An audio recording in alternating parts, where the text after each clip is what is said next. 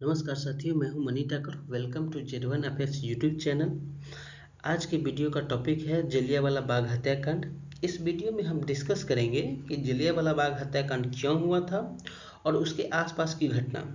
इसको समझने के लिए हमें 13 अप्रैल 1919 से पीछे की घटना को समझना पड़ेगा। जैसे बात तब की है जब जब फर्स्ट वर्ल्ड वार स्टार्ट हुआ था। उस टाइम ब्रिटिश गवर्नमेंट ने एक एक्ट पास किया था जिसे डिफेंस ऑफ इंडिया एक्ट 1915 के नाम से जानते थे। इस एक्ट को लागू ही इसलिए किया गया था कि ताकि युद्ध के समय भारत में उनके हुकूमत के खिलाफ उठने वाले हर आवाज़ को आसानी से दबाया जाए।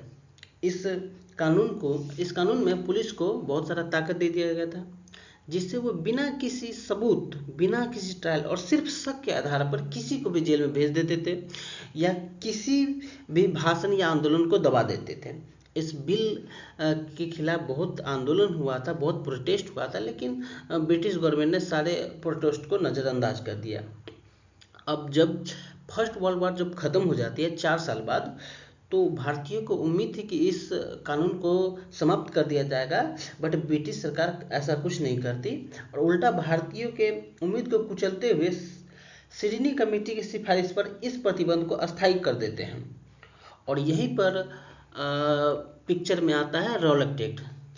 तो हम लोग रॉलेट एक्ट के बारे में समझते हैं। ये Rowlatt act sir Sydney Rowlatt के सिफारिश पे आया था। अच्छा, यूपीएससी में एक क्वेश्चन पूछा गया था कि रॉलेट एक्ट का एक्चुअल या मतलब ओरिजिनल नाम क्या है। तो आप यहाँ पे स्क्रीन पे देखिए कि अनार्कियल एंड रेवोल्यूशनरी क्राइम एक्ट 1919, इसको इस रूप में भी जाना जाता है।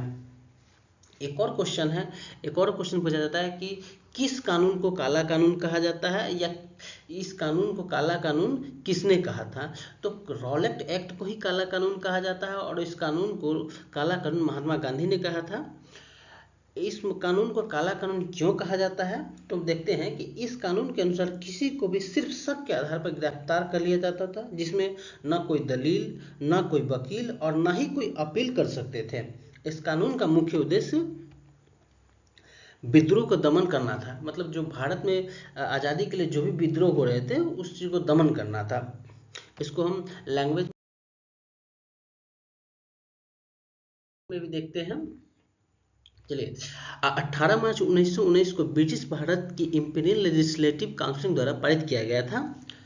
ओके, रॉलेट एक्ट जिसे काला कानून भी कहा जाता है, तो इस अधिनियम के तहत ब्रिटिश सरकार को यह अधिकार मिला कि वह किसी भी व्यक्ति को बिना किसी मुकदमे के 2 साल तक हिरासत में रख सकती है अगर उसे आतंकवादी गतिविधियों में शामिल होने का संदेह हो।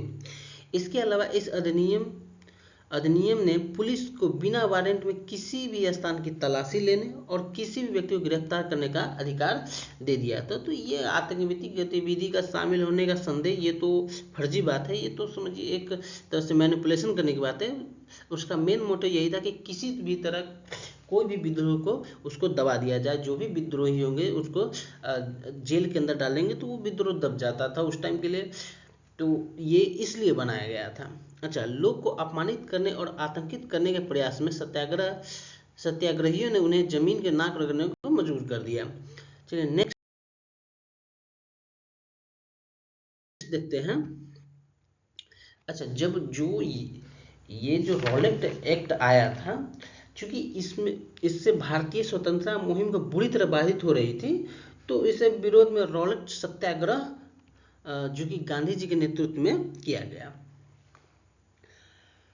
सत्याग्रह के दौरान बहुत से घटना घटा, जैसे बहुत से घटना घटा जिसमें दिल्ली में 30 मार्च 1919 को दिल्ली में कर मत दो आंदोलन स्वामी श्रद्धानंद जी द्वारा आह्वान किया गया। इस आंदोलन को 6 अप्रैल 1919 को देशव्यापी हड़ताल आह्वान किया गया, जिसका नेतृत्व महात्मा गांधी किए थे।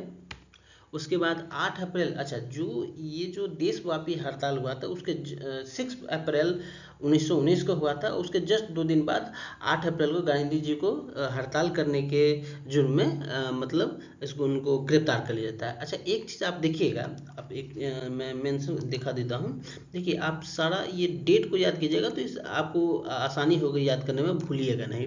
देखिए, 29 मार्च को रॉलेट एक्ट पारित हुआ, 30 मार्च को विरोध प्रदर्शन हुआ दिल्ली में, 6 अप्रैल को पूरा देश में हड़ताल लगा, फिर 8 अप्रैल को गांधी जी गिरफ्तार हो गए। उसके बाद 9 अप्रैल को पंजाब के 2 जो मेन लीडर थे, डॉक्टर सैफुद्दीन किचली और डॉक्टर सत्यपाल की गिरफ्तारी हो जाती है। तो हाँ, जिस डॉक्टर सैफुद्दीन किचलू और डॉक्टर सत्यपाल ये पंजाब के थे, और उस टाइम जो भी स्वतंत्रता संबंधित जो भी आंदोलन या विरोध होता है उसका मुख्य केंद्र पंजाब बना हुआ था, क्योंकि वहीं पे बहुत हमारे लगभग 60-70% जो फ्रीडम फाइटर हैं पंजाब से ही बिलोंग कर रहे थे। तो पंजाब सत्याग्रह का केंद्र बना हुआ था। अच्छा, एक चीज़ में कंफ्यूज नहीं होइएगा कि कर मत दो का नारा सरदार वल्लभ भाई पटेल दिए थे, और जो कर मत दो आंदोलन का आह्वान स्वामी श्रद्धानंद जी किए थे। तो इससे कंफ्यूज मत होइएगा। चलिए हम पिक्चर के माध्यम से देखते हैं कि किस प्रकार जो भीड़ एकत्रित हुई थी और वो कैसा ग्राउंड था, कैसा स्ट्रक्चर था, इसको हम देखते हैं। तो आप इस पिक्चर में देखिए कि ये भीड़ में सभी प्रकार के, जैसे छोटे बच्चे, छोटे बड़े हर उम्र के बच्चे एकत्रित हुए थे यहाँ। स्त्री पुरुष बच्चे सारे एकत्रित हुए थे। और आप इस सेकंड पिक्चर में देख पा रहे होइएगा कि यहाँ पे एक सिंगल गेट है जिससे ही आना था। जो ये जलियांवाला बाग था उसमें एक सिंगल गेट था, उसी से आना और उसी से जाना था, वो भी एक छोटा था। इसमें बहुत सारे जो मतलब अच्छा, इसमें अभी जो मैंने बात कहा कि इसमें औरतें बच्चे भी शामिल थे, तो इसका एक मिनट, हाँ, औरतें और बच्चों का शामिल होने का एक और रीज़न भी था, क्योंकि जिस दिन जलियांवाला बाग में ये सभा आयोजित किया गया था, या कह सकते हैं कि भीड़ इकट्ठा हुआ था, वो दिन था बैसाखी का। और बैसाखी पंजाब में जब रबी फसल कटती है तो बैसाख के महीने में, मतलब जब आप हिंदी के महीने का नाम पढ़ेंगे तो चैत बैसाख करके आता है, तो बैसाख में एक दिन बैसाखी का वो पंजाब में पर्व मनाया जाता है। तो बैसाखी के दिन ये आया था। तो उसमें जो ये क्या कहते हैं कि जो पर्व में बच्चे और स्त्री भी, औरत स्त्री हर उम्र के बच्चे इकट्ठित हुए थे। एक तो रीज़न ये था। दूसरा रीज़न ये था कि जो हमारे पंजाब के 2 बड़े लीडर और गांधी जी का जो गिरफ्तारी हुई थी, इससे रोष में सारे आदमी एकत्रित हुए थे। अच्छा, ये कोई नॉन वायलेंस नहीं था, ये एकदम शांतिपूर्ण विरोध प्रदर्शन था।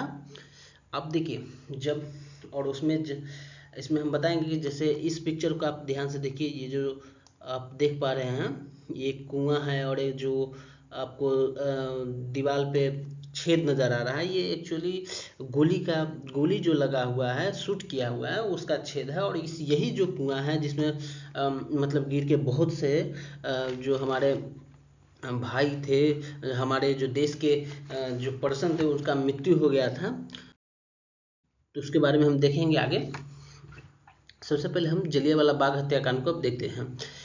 तो ये एक शांतिपूर्ण विरोध प्रदर्शन था। जलियांवाला बाग हत्याकांड 13 अप्रैल 1919 का था, जो कि बैसाखी का दिन था। उस समय ये क्वेश्चन पूछता है कि उस समय भारत में कौन किस पद पे थे। तो भारत के वायसराय थे लॉर्ड चेम्सफोर्ड। आप भारत को वायसराय को इस तरह समझ सकते हैं जैसे आज के समय में हमारे जो देश को रिप्रेजेंट करने वाले जो लीडर हैं, जैसे हमारे देश के पीएम हो गए। तो जिस टाइम जो इंग्लैंड की महारानी होती थी, वो तो लंदन में या ब्रिटेन में बैठती थी, लेकिन वो उसके जो प्रतिनिधि भारत को एक सिंगल पर्सन जो रिप्रेजेंट करने आता था, जो एक कह सकते हैं कि प्रधानमंत्री के रूप में जो आता था, वो उसको वायसराय कहा जाता था, जो कि लॉर्ड चेम्सफोर्ड था। उसके बाद सेम जिसी प्रकार जब हमारे केंद्र में केंद्र में पीएम होते हैं और राज्य में सीएम होते हैं, सेम उसी प्रकार इसमें जो भारत का वायसराय लॉर्ड चेम्सफोर्ड था, और उसी टाइम पंजाब का जो सीएम टाइप कह सकते हैं, उसको लेफ्टिनेंट गवर्नर कहते हैं, वो थे सर माइकल ओडार। इन्होंने ही मतलब इस जो मैसेकर को मतलब कह सकते हैं कि अनुमति दी थी। अच्छा, एक और चीज़, तो ये जो जलियांवाला बाग जो है वो ये अमृतसर में है। तो उस टाइम जो अमृतसर का ब्रिगेडियर जनरल था, कह सकते हैं कि जो सेना का जो वहाँ पर जो कमान संभाला था, उसका नाम है रेनॉल्ड एडवर्ड जनरल, और इन्हीं के नेतृत्व में वहाँ पे गोली चली गई थी। कई बार क्वेश्चन ये भी पूछा जाता है कि जलियांवाला हत्याकांड में जो पुलिस यूज किया गया था, जो जिस पुलिस के रेजिमेंट ने फायरिंग किया था, वो किस रेजिमेंट का था? तो इसका आंसर है गोरखा रेजिमेंट। गोरखा रेजिमेंट एक अच्छा रेजिमेंट है, एक रेपुटेड रेजिमेंट है हमारे देश के। इसमें तो हम जानते हैं। इसके आगे इसके बारे में देखते हैं कि जलियांवाला बाग हत्याकांड 13 अप्रैल 1919 को। आज के दिन में जलियांवाला बाग हत्याकांड को हम शहादत दिवस के रूप में मनाते हैं 13 अप्रैल को। चलिए जलियांवाला हत्याकांड को भी एक बार लैंग्वेज में देख लेते हैं कि जलियांवाला बाग में एक शांतिपूर्ण सभा हो रही थी, जिसका उद्देश्य रॉलेट एक्ट का विरोध करना था। इस सभा में बड़ी संख्या में लोग, जिनमें महिलाएं, बच्चे भी शामिल थे, मौजूद थे। British brigadier general Reginald Dyer ने सभा में मौजूद लोगों पर गोलियां चलाने का आदेश दिया, जिससे सैकड़ों लोग मारे गए और हजारों लोग घायल हो गए।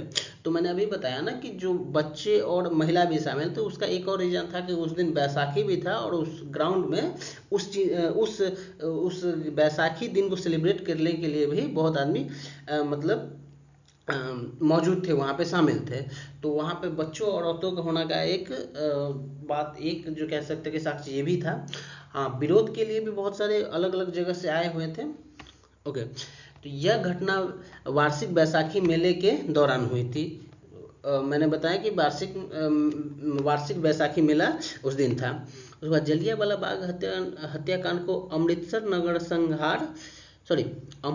नरसंहार के नाम से भी जाना जाता है। इसलिए इसको बोला जाता है कि ये एक बहुत बड़ा घटना था नरसंहार, क्योंकि एक निहत्थे मासूम बच्चे, औरतों और शांतिपूर्ण मतलब सभा कर रहे एक क्या कहते हैं भीड़ को अगर आप गोलियों से भून देते हो, तो वो एक प्रकार का नरसंहार ही है। और इसीलिए इसको, ये जलियांवाला बाग अमृतसर में है, तो इसको अमृतसर नरसंहार भी कहते हैं। जनरल डायर ने एक सभा अच्छा, इसको जनरल डायर इसको जस्टिफाई करने के लिए एक तर्क देता है कि जनरल डायर ने इस सभा को सरकारी आदेश का उल्लंघन मानते हुए बिना किसी पूर्ण चेतावनी को वहां मौजूद पर भीड़ चला दी। उनका कहना यह था कि ये सरकारी उल्लंघन है, ये ऐसा कुछ, ये सरकारी उल्लंघन वगैरह कुछ नहीं था। ये किसी तरह चाहते थे कि इंडियन जो भी जो है आतंकित हो जाए, डर जाए, सहम जाए, जिससे है ना जो भी विद्रोह हो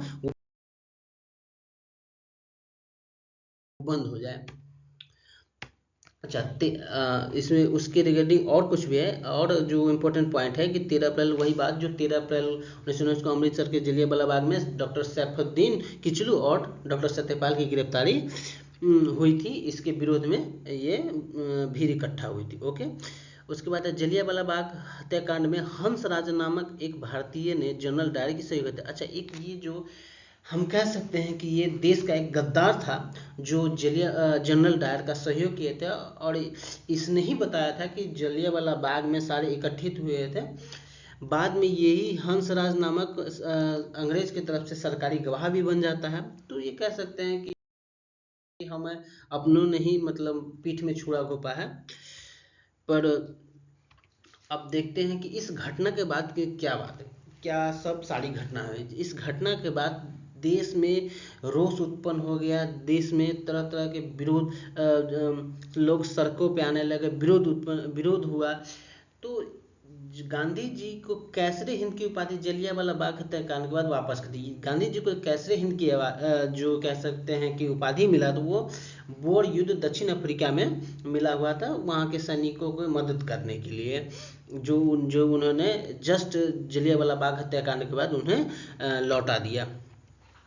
एक और हमारे हैं ये जमुना लाल बजाज, ये हमारे देश के जो बजाज आप कंपनी के बारे में जानते होइएगा, बजाज फर्म के ये उन्हीं के फैमिली से आते हैं। ये एक उद्योगपति थे और साथ साथ ये एक अच्छे राजनीतिज्ञ भी थे। तो इन्होंने भी जो राय बहादुर की उपाधि लौटा दी 1921 असहयोग आंदोलन के दौरान। जलियांवाला बाग हत्याकांड के विरोध में रविन्द्रनाथ टैगोर ने अपनी नाइटहुड की उपाधि लौटा दी।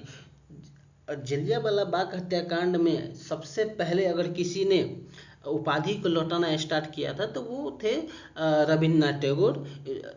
रविन्द्रनाथ टैगोर को 1915 में किंग जॉर्ज पंचम मतलब जॉर्ज पांचवा द्वारा साहित्य में उनकी सेवा के लिए नाइटहुड की उपाधि दी गई थी, पर उन्होंने इनको लौटा दिया।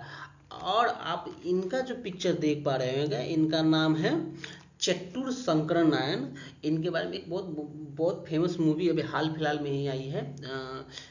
आप केसरी 2 मूवी अगर आप देखे होंगे तो उस मूवी में इन्हीं का जिक्र किया गया है। आप अगर नहीं देखें तो देखिए, अच्छी मूवी है। या हालांकि केसरी फर्स्ट बहुत अच्छी मूवी थी, लेकिन ये भी सेकेंड भी बहुत अच्छी मूवी है, आप जाके देखिए।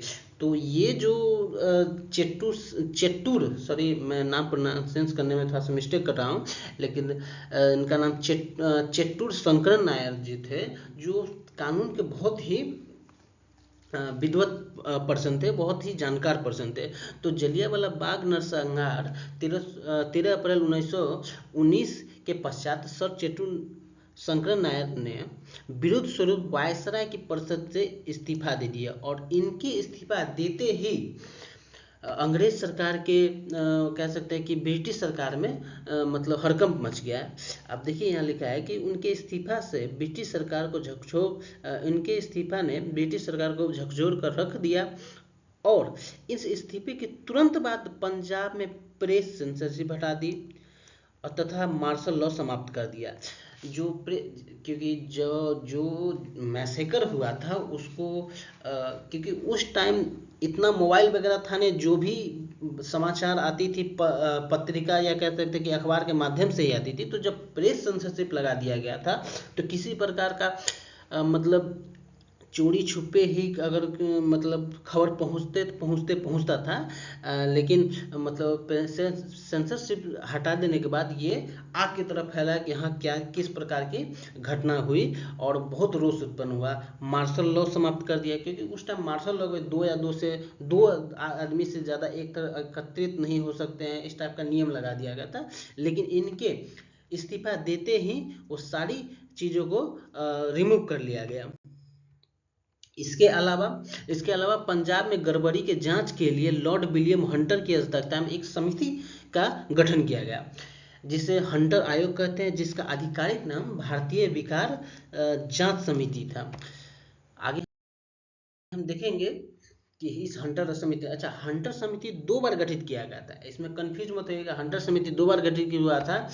एक बार गठित हुआ था, पहली बार जो गठित हुआ था 1882 में, जो शिक्षा की स्थिति जांच करने के लिए किया गया था, और दूसरा जो हंटर समिति जो गठन किया गया था वो 1919 जलियांवाला बाग हत्याकांड के जांच के लिए किया गया था। तो अभी जो हमको पढ़ना है वो जो हंटर कमेटी पढ़ना है वो 1919 यानी कि जलियांवाला बाग हत्याकांड के जांच के रिगार्डिंग पढ़ना है। तो देखते हैं कि 1 अक्टूबर 1919 को भारत में हंटर समिति की स्थापना ब्रिटिश सरकार द्वारा की गई लॉर्ड विलियम हंटर की अध्यक्षता में। लॉर्ड विलियम हंटर की अध्यक्षता में एक कह सकते हैं कमेटी की स्थापना की इस ब्रिटिश सरकार द्वारा, और उसके जिसका अध्यक्षता कर रहे थे लॉर्ड विलियम हंटर।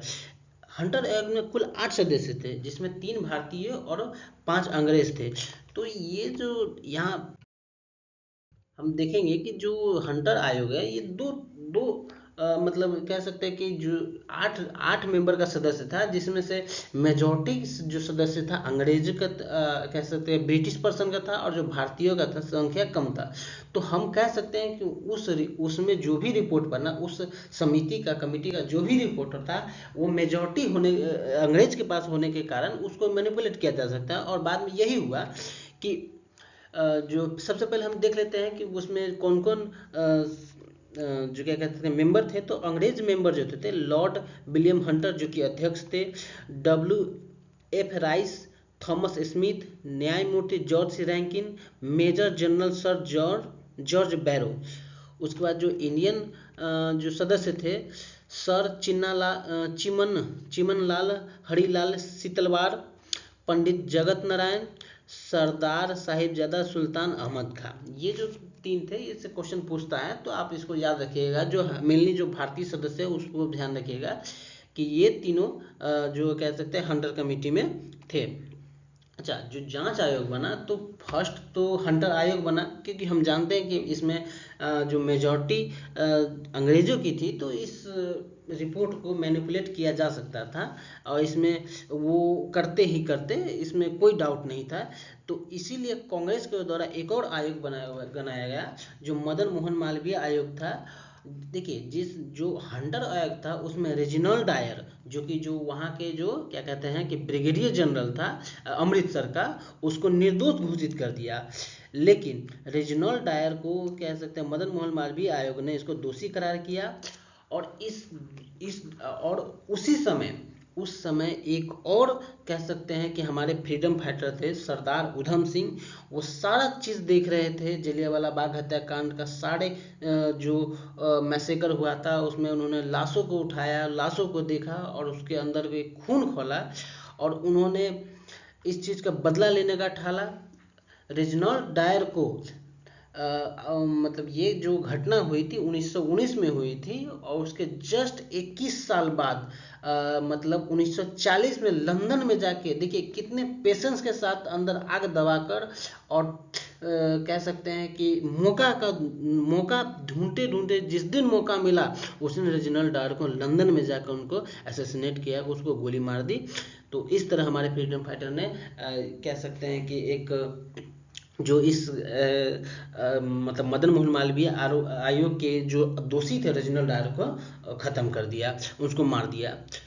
ठीक है, ओके गाइस, तो इसके रिगार्डिंग हम MCQ भी देखेंगे अभी नेक्स्ट वीडियो में। तो आप लोग को जो अगर किसी भी टॉपिक पर वीडियो चाहते हैं तो आप कमेंट जरूर कीजिएगा, मैं वीडियो बनाऊंगा।